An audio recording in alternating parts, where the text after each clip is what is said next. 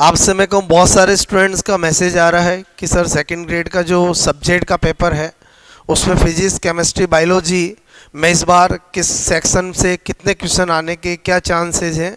तो आपको मैं आज पूरा एक बार थोड़ा एक्सप्लेन करता हूं ताकि आपकी जो स्टडी चल रही है वो आप और अच्छे से ध्यान दे सकें कि आपको ज़्यादा किस पे ध्यान देना है। देखो, जो सेकंड ग्रेड साइंस के अंदर जो फिजिक्स आपसे मैं कह रहा हूँ का पोर्शन है उसमें आपके टोटल 18 यूनिट है। कितनी यूनिट है बोलो? 18 यूनिट है। क्लियर? आपसे मैं को केमिस्ट्री की बात करें तो केमिस्ट्री के अंदर टोटल 26 यूनिट्स हैं। ठीक है। और अगर हम बायोलॉजी की बात करें इंक्लूडिंग जूलॉजी एंड बॉटनी, उसमें आपसे मैं कहूँ टोटल आपके लगभग 31 यूनिट्स है। अगर मैं इनको देखूं तो आपसे मैं कह रहा हूँ फिजिक्स के क्वेश्चन इस बार कम आने के चांस है। बिकॉज आज से पहले जब भी फिजिक्स हुआ है तो फिजिक्स में लगभग आपसे मैं कहूँ 25-26 यूनिट होती है, तो लगभग 33-35 क्वेश्चन आते हैं। तो मेरे अकॉर्डिंग इस बार जो क्वेश्चंस आने का है वो फिजिक्स से लगभग 25 क्वेश्चन से ज़्यादा क्वेश्चन नहीं आएंगे। बात समझ रहे ना? और केमिस्ट्री में 26 यूनिट है तो ऑलमोस्ट आपसे मैं कह रहा हूँ 5 क्वेश्चन आने का पूरे चांस है। और बायोलॉजी में 31 यूनिट है तो लगभग 60 क्वेश्चन आने का चांस है। बात समझ ना? ताकि ये दोनों मिलाकर आपका 70 क्वेश्चन हो गए और ये 60 क्वेश्चन हो गए। और आप जानते हो कि इसके आपके साथ के साथ क्या आता है बोलो?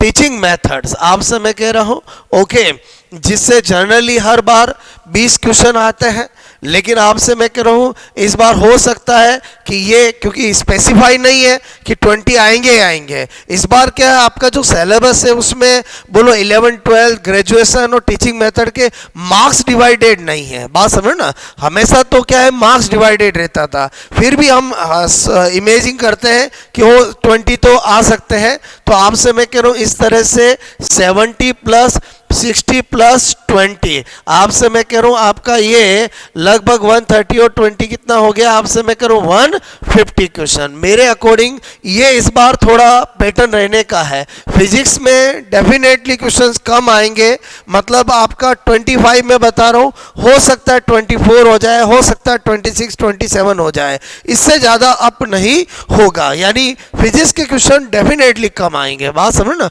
बिकॉज फिजिक्स के अंदर 7 to 8 यूनिट जो मेजर यूनिट थी जिससे हर बार क्वेश्चन आते थे वो सारी यूनिट हटा दी है। बात सुन, लाइक सेमीकंडक्टर हटा दिया, एसएचएम हटा दिया, आपसे वेव थ्योरी हटा दिया, तो उनसे क्या है कि लॉजिक गेट हटा दिया, आपसे मैं कह रहा हूँ तो उनसे क्वेश्चंस आते हैं तो वो सब टॉपिक आपके हटा दिए हैं। और अभी भी आपसे मेरे को बहुत सारे स्टूडेंट ऐसे क्वेश्चंस कर रहे हैं, ऐसे पेपर दे रहे हैं जिनमें ओल्ड सिलेबस फॉलो किया जा रहा है, वो केवल वेस्ट योर टाइम है। मैं आपसे कह रहा हूँ जो क्वेश्चन जो टॉपिक अब आपके सिलेबस में है ही नहीं, अगर आप उन क्वेश्चंस को करोगे या वो क्वेश्चन आपको बोलो सिलेबस में टेस्ट पेपर बना के दिए जाए तो आपसे मैं कह रहा हूँ वो आपका वेस्ट योर टाइम है। क्लियर? मेरे कहने का मतलब 18 यूनिट है आपको, आई थिंक आपको अच्छे से पता होगा कौन कौन सी यूनिट नहीं है। आपसे मैं कह रहा हूँ तो वो तो आपको पढ़ने से कोई मतलब नहीं है। तो 18 यूनिट में से ऑलमोस्ट 25 क्वेश्चन आने का चांस है। इसी तरह से केमिस्ट्री के अंदर 26 यूनिट है, बोलो 45 क्वेश्चन।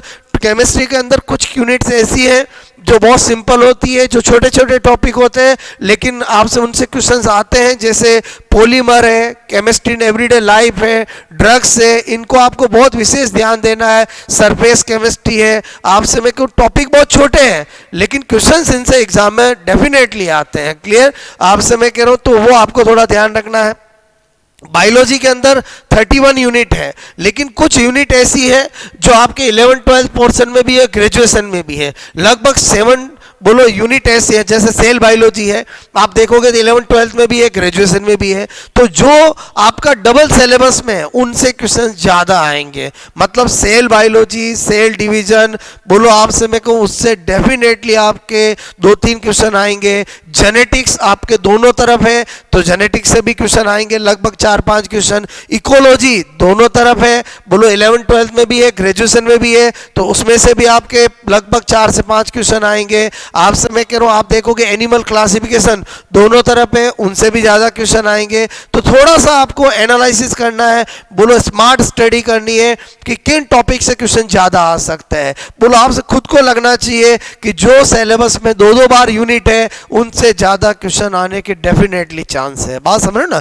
तो बायोलॉजी के अंदर बोलो कुछ यूनिट 5-6 ऐसी है जो आपका ग्रेजुएशन में भी है और 11-12 वाले में भी है, तो उनसे ज़्यादा आएंगे। ऑलमोस्ट 60 बोलो क्वेश्चन आने के पूरे चांस है। जो मैं ये आपको पैटर्न बता रहा हूँ, यहाँ पर 45 की जगह 43 हो सकता है, 42 हो सकता है, 46 हो सकता है। मतलब ऑलमोस्ट आपके माइंड में एक पिक्चर होनी चाहिए कि मैं जो एग्जाम देने जा रहा हूँ, आपसे मैं कह रहा हूँ उसका मेरे माइंड में सेट होना चाहिए कि फिजिक्स में कितने ऑलमोस्ट आएंगे और मुझे कितना तक आपसे अप्रोच बनानी है, केमिस्ट्री में कितने क्वेश्चन आएंगे, बायोलॉजी में कितने आएंगे, और टीचिंग मेथड में ये जो 20 है, जो हर बार 20 क्वेश्चन आया करते हैं, हो सकता है 15 हो जाए। अगर ये 15 होंगे तो 5 यहाँ पर बढ़ सकते हैं, हो सकता है ये बोलो 16 हो जाए, हो सकता है 12 हो जाए। बोलो आपसे मैं करूँ तो वो डिपेंड ऑन एग्जामिनर। आज तक 20 आया है इसलिए मैंने 20 काउंट किए हैं। तो मेरे कहने का मतलब ये छोटा सा मैंने आपको एक ब्रीफ आइडिया दिया है कि सब्जेक्ट के अंदर आपसे मैं कह रहा हूँ जो आपका फिजिक्स केमिस्ट्री बायोलॉजी को लेकर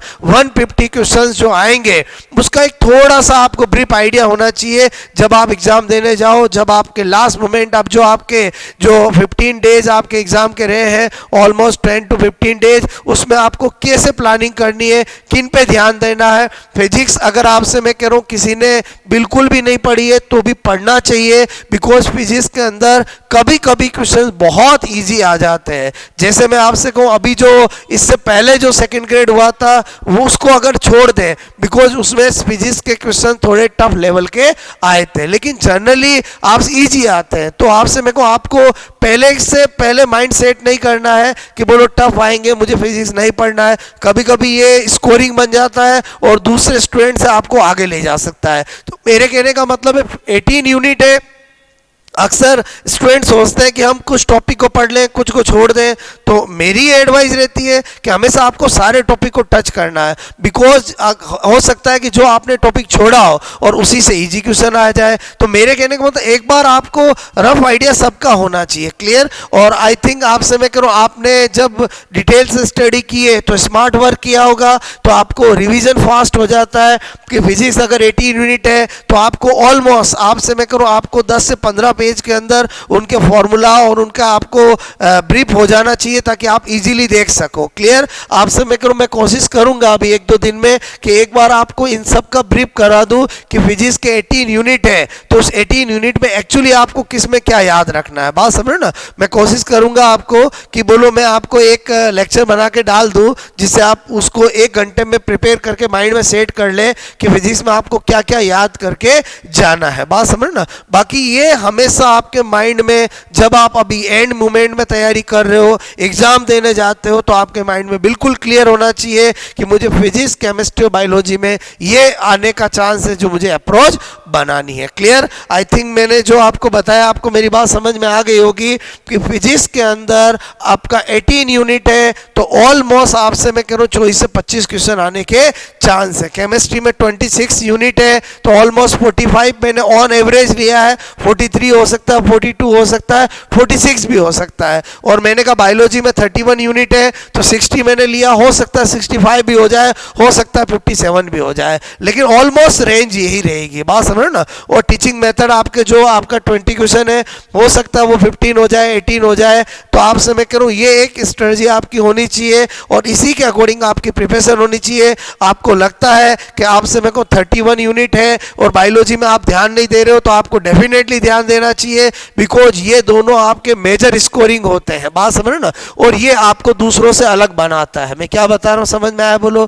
बायोलॉजी और केमिस्ट्री स्कोरिंग है, लेकिन फिजिक्स जो है जिसके 25 भी क्वेश्चन आता है वो आपको दूसरे स्टूडेंट से क्या करता है, रैंक में अप लाता है। बात समझ ना। तो मेरे कहने का मतलब है आपको पढ़ना सब है, लेकिन एक माइंड में क्लियर होना चाहिए कि मुझे कब किसको और कितने टॉपिक को कैसे ध्यान देना है। आई होप आपसे मेरे को ये वीडियो आपको जरूर पसंद आया होगा। मैंने आपको बहुत सारे स्टूडेंट ने कहा थोड़ा हम कंफ्यूज हो रहे हैं कि किस में से कितने क्वेश्चन आएंगे, तो मैंने आपको एक बार थोड़ा आइडिया दे दिया है, क्लियर। ओके।